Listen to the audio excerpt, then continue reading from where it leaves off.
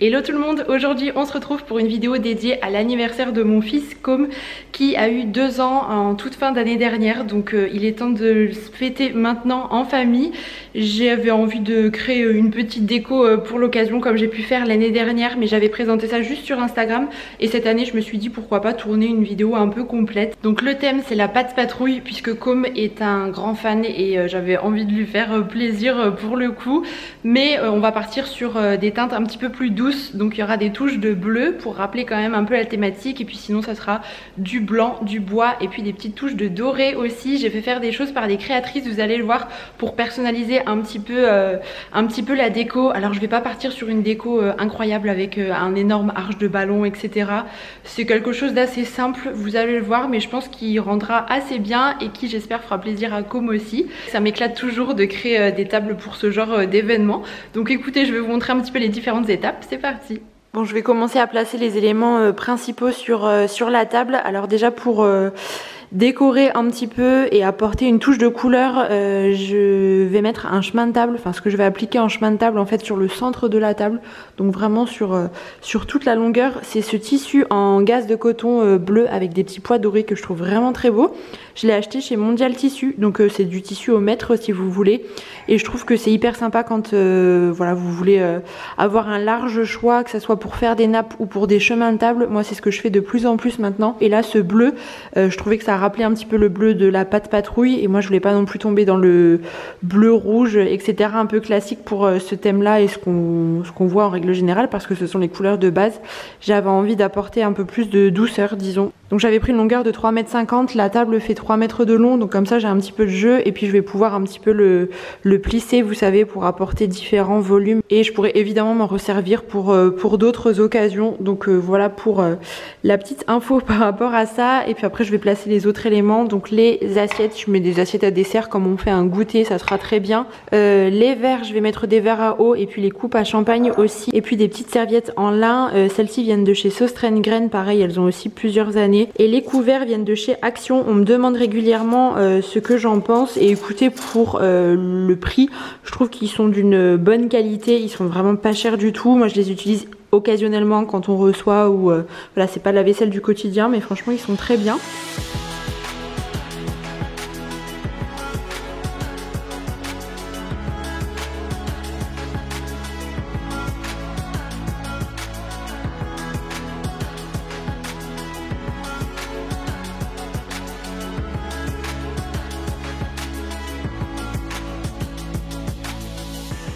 Pour décorer la table et le gâteau, j'ai fait faire des éléments décoratifs en bois personnalisé.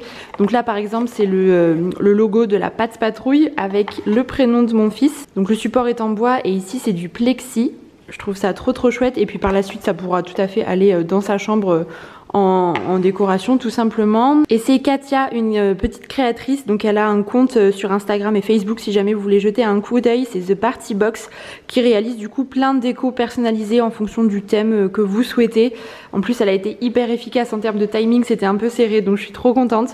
Je lui ai demandé aussi des petites pattes comme ça de chien pour rappeler du coup la thématique. Ensuite on a aussi ces personnages, donc c'est Chase, où elle a inscrit Com sur 3 d'entre eux et puis 2 ans sur les autres. Et ensuite ça ce sont les petits pics décoratifs pour le gâteau, donc les cake toppers, le logo de la Pat's Patrouille et puis tous les personnages. Mais je voulais vous en parler parce que je trouve le concept vraiment sympa. Vous savez que ça me tient toujours à cœur de mettre en avant des créatrices françaises comme ça. Katia a beaucoup de talent et puis c'est vraiment personnalisable à l'infini. Moi j'ai acheté ces mini seaux à popcorn en craft comme ça, et l'idée c'était d'y accrocher en fait avec un peu de corde et écru les petits éléments là, comme il y a l'anneau. Je trouvais que c'était ça permettait de personnaliser en fait un petit peu la boîte, et évidemment par la suite je vais les remplir de popcorn caramélisé.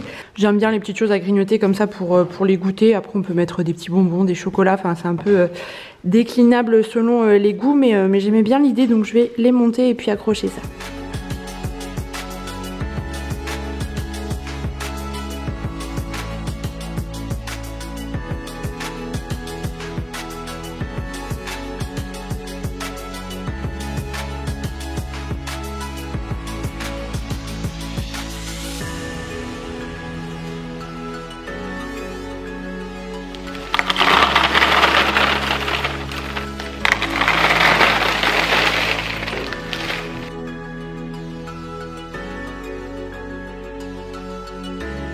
bon, ça prend forme. Je suis contente. Le chemin de table bleu, je trouve qu'il ressort super bien sur la table. Donc maintenant, je vais pouvoir placer les petits éléments de déco en bois. Ça, c'est vraiment ce qui va un peu personnaliser, disons, la déco.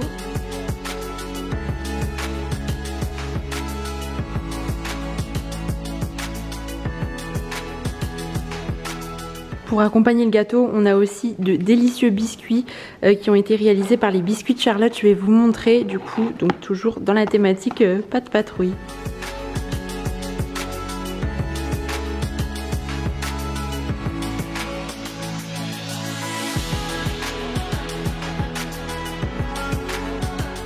Et voilà les biscuits qui sont beaucoup trop adorables et je peux vous assurer qu'ils sont aussi beaux que bons. J'en avais déjà goûté puisque j'ai déjà fait appel à Charlotte en fait pour réaliser des biscuits pour une baby shower l'année dernière. Et ils étaient vraiment délicieux. Elle a aussi beaucoup de talent, les détails sont magnifiques. Donc on est parti sur une petite patte de chien, le chiffre 2 avec, vous voyez, tous les petits détails. Je trouve que c'est un travail qui est hyper minutieux en fait. Le prénom de mon fils sur le petit os comme ça et puis le logo de la pâte patrouille et on reste sur la thématique couleur de l'anniversaire, donc blanc, beige et puis des petites touches de bleu qui rappellent le chemin de table. Donc voilà, les petits plateaux comme ça en bois, ça vient de chez Fabrique de Style, je les ai depuis des années mais je trouve que ça permet au gâteau de ressortir d'autant plus.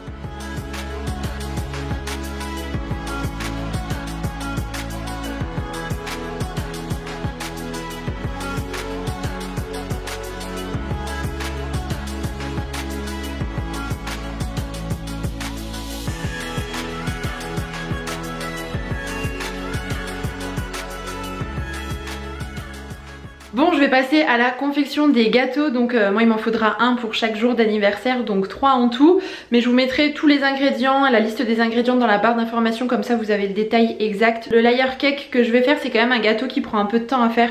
Il faut pas se dire voilà, en une demi-heure, 3/4 d'heure je boucle le truc. Non, il faut accorder un petit peu du temps parce qu'il y a plusieurs étapes en fait.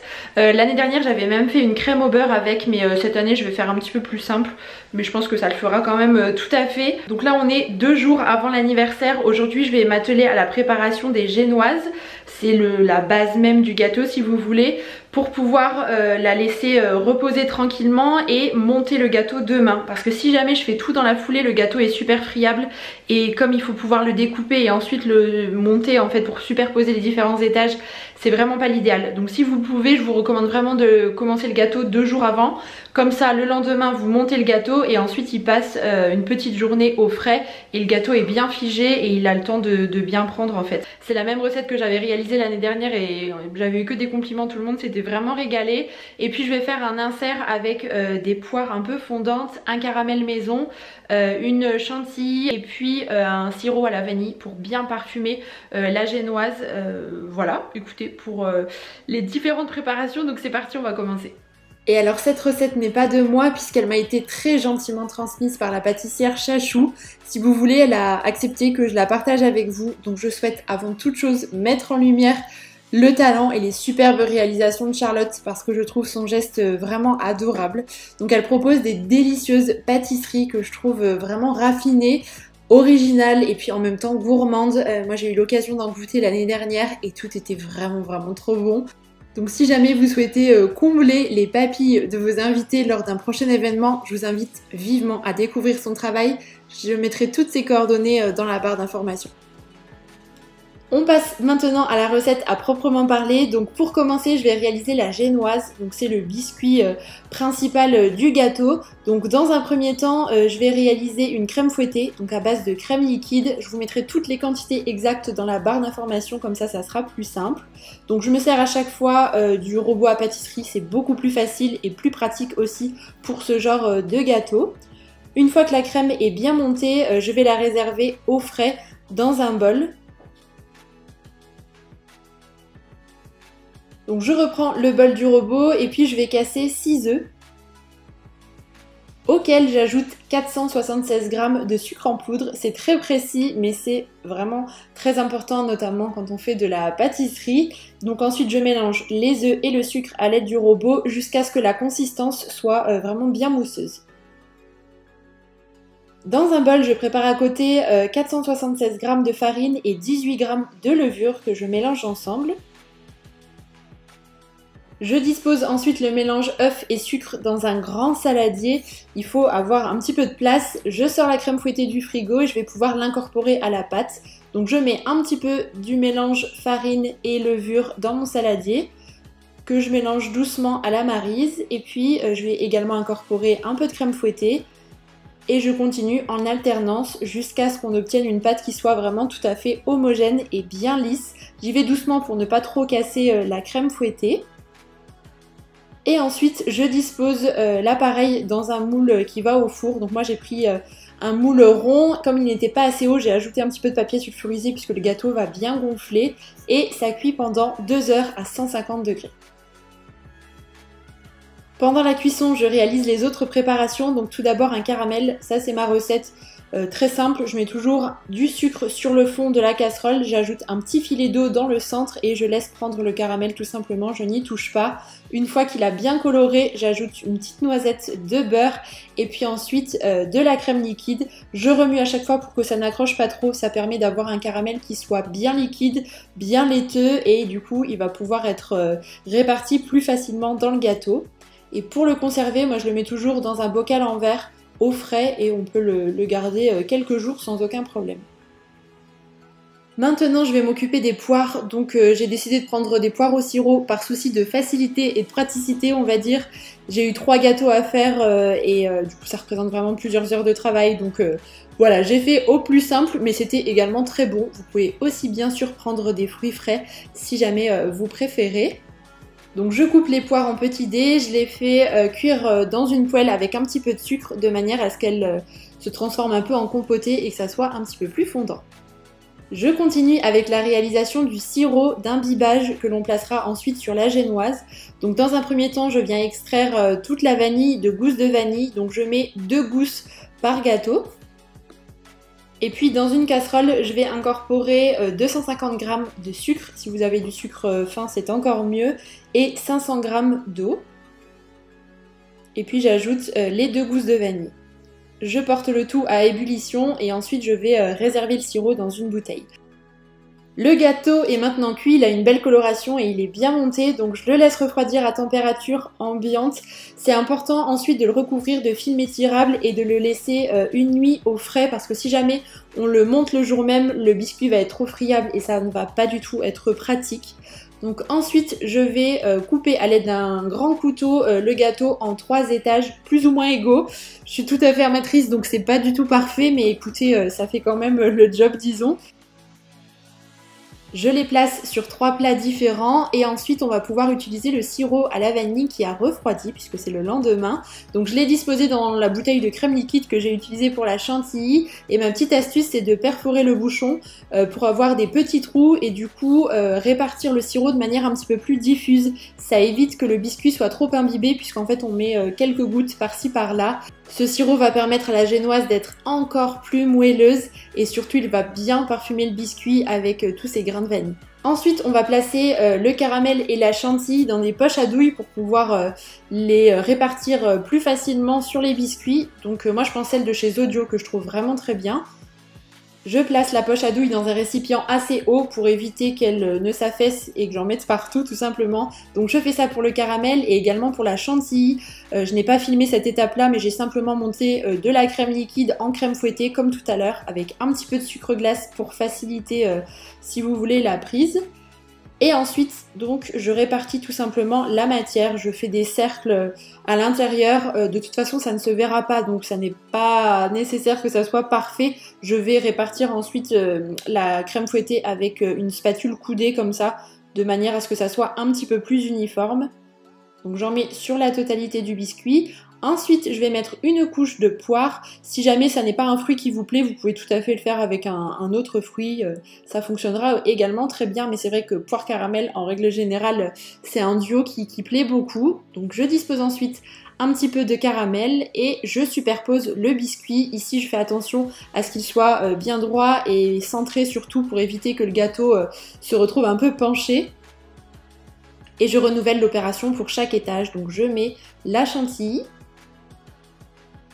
un petit peu de poire et puis je termine par le caramel.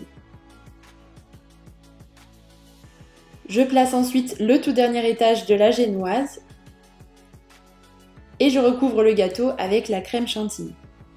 Donc là j'ai utilisé une bouteille de crème liquide de 50 centilitres et c'était tout juste suffisant pour pouvoir en placer à l'intérieur du gâteau et le recouvrir à la fin. Donc là j'en mets généreusement sur le dessus et ensuite c'est l'étape un petit peu plus fastidieuse, un petit peu plus longue où il faut répartir la crème chantilly sur les côtés de manière à combler les éventuels trous qu'il peut avoir. Je trouve que ce genre de spatule est indispensable quand on réalise un layer cake, c'est vraiment ce qui va nous permettre de répartir correctement toute la crème fouettée, notamment sur les côtés. Et puis je termine en plaçant la spatule bien à la verticale pour lisser au maximum la crème fouettée et ça permettra aussi au biscuit d'apparaître un petit peu puisque je souhaitais qu'on le voit davantage.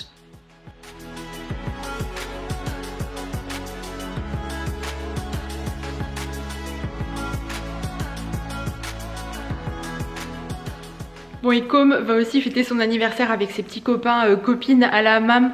On a fait un gâteau ensemble tous les deux, super simple, je vais vous montrer. Et puis j'avais envie d'offrir des petits sachets surprises aux enfants, vous savez comme ça se fait beaucoup pour les anniversaires quand on est petit. Ça m'est vraiment pas revenu très cher, je vous montre du coup ce que j'ai pris. Bon, j'ai tout d'abord acheté ces petits sachets pas de patrouille pour rester dans le thème. Et l'idée c'était d'éviter un petit peu les babioles en plastique qui finiront à la poubelle, qui sont vraiment pas utiles, vous voyez de quoi je parle. Du coup je suis partie sur un petit lot comme ça un peu créatif on va dire. Pour chaque enfant j'ai pris un petit lot de crayons de couleur comme ça, donc c'est en pot, un petit bloc coloriage comme ça, donc avec des coloriages qui sont très simples, donc adaptés aux petits. Et puis j'ai pris ces boîtes de tampons comme les a à la maison, ils les adorent. Donc je vais les ouvrir et puis en mettre 4 ou 5 par sachet. Voilà, j'ai une dizaine de sachets surprises à faire. Et ces tampons là sont très chouettes, ils sont adaptés aux mains des petits bouts de chou, donc c'est plutôt cool.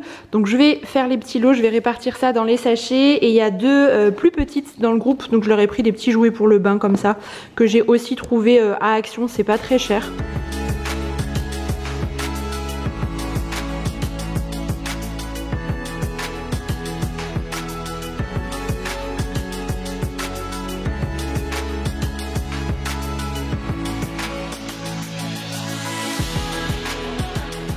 Voilà un petit peu ce que ça donne pour les plus grands. Je trouve que c'est un cadeau qui est assez chouette puisque ça reste utile.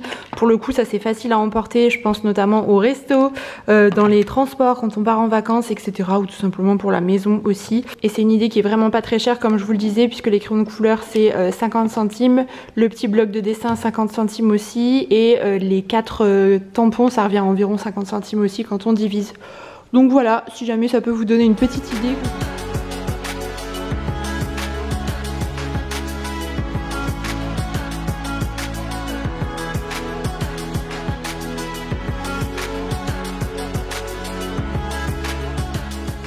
Bon ça y est j'ai terminé, j'ai simplement ajouté une petite étiquette avec écrit 2 ans Com et puis bah, j'espère que ça fera plaisir aux petits. Et pour décorer le gâteau j'ai fabriqué ces petits pics avec du coup les différents personnages de Pas de Patrouille. Au début je voulais les acheter et puis je me suis dit bon je vais quand même les faire, je vais pas faire ma feignante, ça prend vraiment pas longtemps du tout. Donc j'ai imprimé simplement les personnages, je les ai collés sur un pic en fait, donc avec une feuille à l'arrière aussi et le tour était joué. Donc comme ça je peux ensuite les disposer sur le gâteau à des hauteurs différentes pour jouer un petit peu avec ça, mais voilà je trouvais ça mignon. Et voilà un petit peu ce que ça donne du coup. Donc j'ai fait un gâteau tout simple au yaourt qui sera basique pour les enfants en général, c'est une valeur sûre. J'ai mis un peu de sucre glace et puis les petits personnages qui sont disposés du coup, comme ça je les pique à différentes hauteurs et je trouve que ça rend vraiment bien pour le coup. Bon ça y est, la déco est terminée, j'ai vraiment disposé tous les éléments que j'avais en tête. J'aurais bien voulu faire des petits DIY supplémentaires etc, mais c'est vrai que voilà pour ce coup-ci, cette année disons j'ai manqué un petit peu de temps, donc ça sera pour l'année prochaine, mais en tout cas je trouve que le résultat est quand même assez chouette.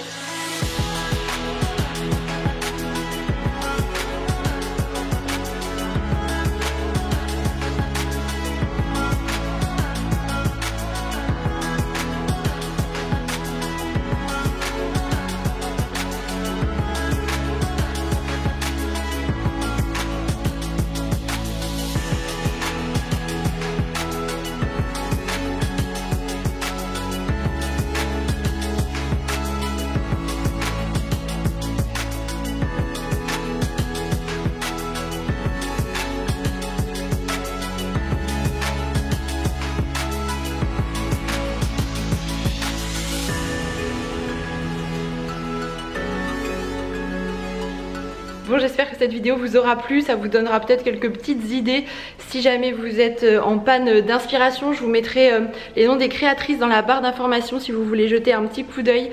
Vous avez besoin de déco personnalisée, mais je trouve qu'on peut faire des choses vraiment très chouettes pour l'occasion. Il ne nous reste plus qu'à profiter maintenant avec nos proches qui vont plus tarder. Là j'ai vraiment fini pile poil et voilà, en attendant la prochaine vidéo, comme d'habitude, je vous embrasse très très fort et puis je vous dis à bientôt.